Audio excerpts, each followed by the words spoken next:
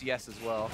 And of course, he snuck through without getting spotted by wards. In fact, LeBlanc roaming up as well. So a fight in the bot lane against Cody's Sun. The flash exhaust coming in back on Altec. Back on Cody's Sun they go. Altec 3 shots away from the crit. He's not going to get the hits in. Here comes Moon. And he'll block the volley. First blood comes through in the bot lane. And the top in action turned into nothing. Ball's not even losing a summoner. Ole going to drop as well. A double kill to Moon. Continues to be the killingest player in the North American LCS.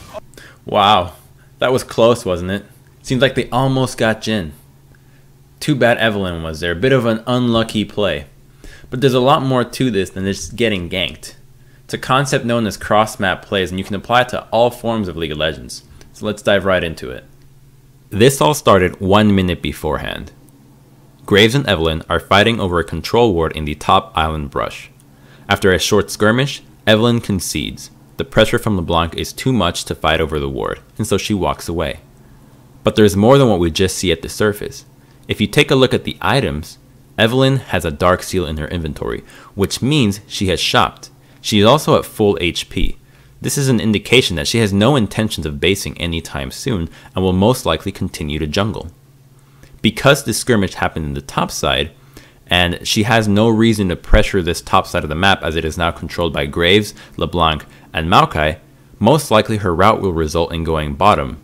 Because had she gone for Crumbz, she would be stuck in another part of the map where no plays are available. So we can expect her to move towards the bottom side of the map within the next minute. After the skirmish over the control ward, LeBlanc teleports to the mid lane and quickly joins Graves as they go for a 3-man gank onto the top side.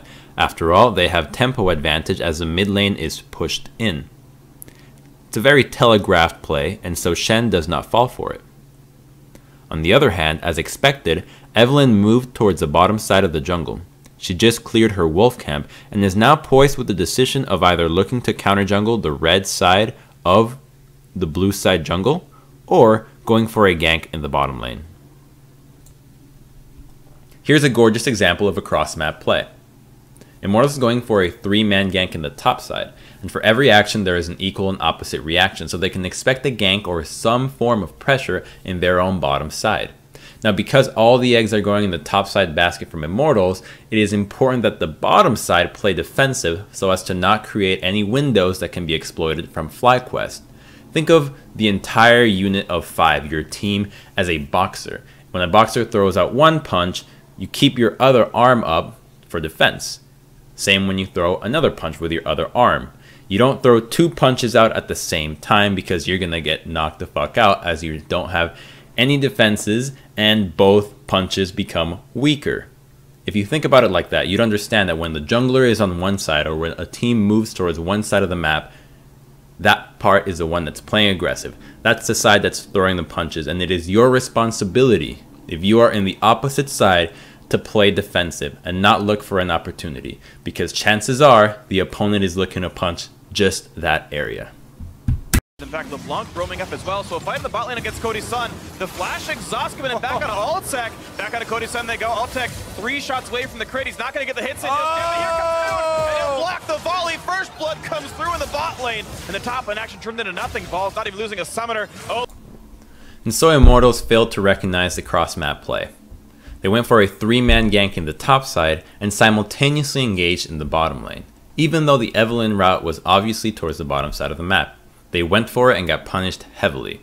Essentially, they played aggressively out of turn, and that's why sometimes League is quoted as a very complex chess. There are many moves and counter moves you can make, but there are also turns, and it's not always going to be your turn to play aggressive. In fact, a lot of the time, you're going to be in charge of having to play defensive, and that defense is going to be incredibly important for your team's success. It means that a strong defense prevents your opponent from getting as many plays off as possible and essentially stuffing all their aggressive attempts. The ability to play a great defense in League of Legends is often overlooked and confused with passivity, when in reality, it's being in synergy with your team.